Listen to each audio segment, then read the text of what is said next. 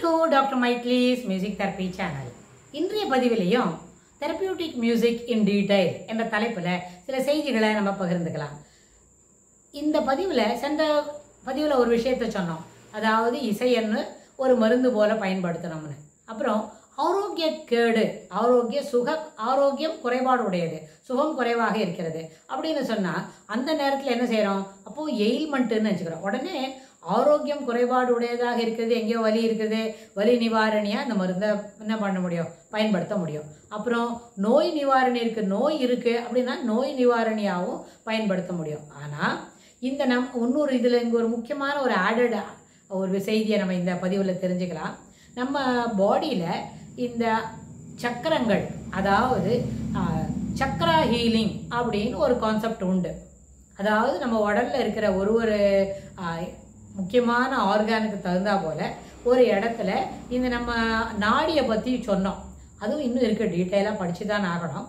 அது வரும்பொழுது அந்த மூலாதார சக்கரம், அப்புறம் சுவாதிஷ்டானம், மணிபூரகம், அப்புறம் ஹார்ட் சக்கரம், த்ரோட்டில் இருக்கிற சக்கரம், அப்புறம் ஆக்ஞா சக்கரம், சகசிராரகம், அதாவது தலையில் இருக்கிற வரைக்கும் இருக்குது. இந்த 7 சக்கரத்துக்கும் என்ன ஃப்ரீக்குவன்சி இருக்கும் அப்படின்னு சொன்னால் அந்த ஃப்ரீக்குவன்சிக்கு தகுந்த மாதிரி நம்ம சில ரகங்களை வாசித்து அதை நம்ம கேட்டமான எந்த ஏரியாவில் நம்மளுக்கு ப்ராப்ளம் இருக்குது, ஒருவேளை வயருக்கு தொடர்புடைய இடத்துல நிறைய ப்ராப்ளம் இருக்குது அப்படின்னு சொன்னால் அந்த ராகங்களை வாசித்து கேட்கும்பொழுது அது ஒரு சிறப்பான பணியை செய்யும். ஆனால் இது தனி ஒருவனுக்கு நம்மளுக்கே தெரியாது இல்லையா?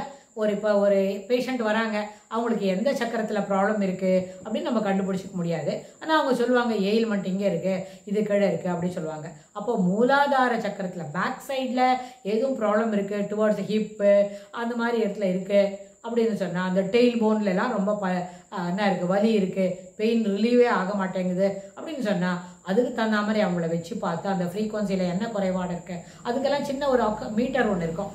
அந்த மீட்டர் அது மேலே வச்சாக்க அது ஃபுல் அளவில் போகுதா இல்லை பாதி தான் இருக்கான்னு தெரியும்.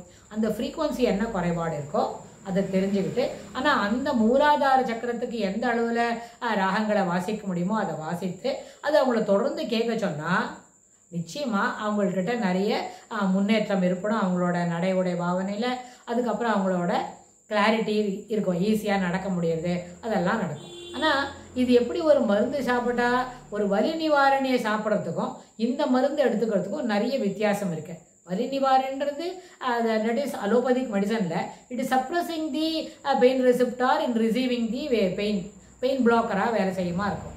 ஆனால் இது it heals, it rectifies the mistakes எல்லாம் என்ன பண்ணுறது, கிளியர் பண்ணுறது, சுத்தம் பண்ணிவிட்டு நேராக பண்ணி தருது. இப்போ ஒரு இடத்துல யாரோ அவசரமாக வரத்துக்கு ஒரு கலர் பேப்பர்லாம் போட்டு கலர் பேப்பர்ஸ் எல்லாம் பண்ணி ஒரு தோரணெல்லாம் கட்டி ரெடி பண்ணுறது எப்படி, அந்த இடத்த பர்மனெண்ட்டாக நல்லபடியாக சுத்தம் பண்ணி அப்புறமா கலர்ஃபுல்லாக பெயிண்ட் பண்ணுறது எப்படி, there is ocean of difference. Only thing we should have some time அப்படின்னு ஒரு எமர்ஜென்சியில் செய்யறதுக்கும் ஒரு நேரம் செலவழித்து அந்த வேலையை செய்கிறதுக்கும் நிறைய வித்தியாசம் இருக்குது இல்லையா? அதுபோல் இந்த ஹீலிங் எல்லாம் பயனுள்ளதாக இருக்கும்.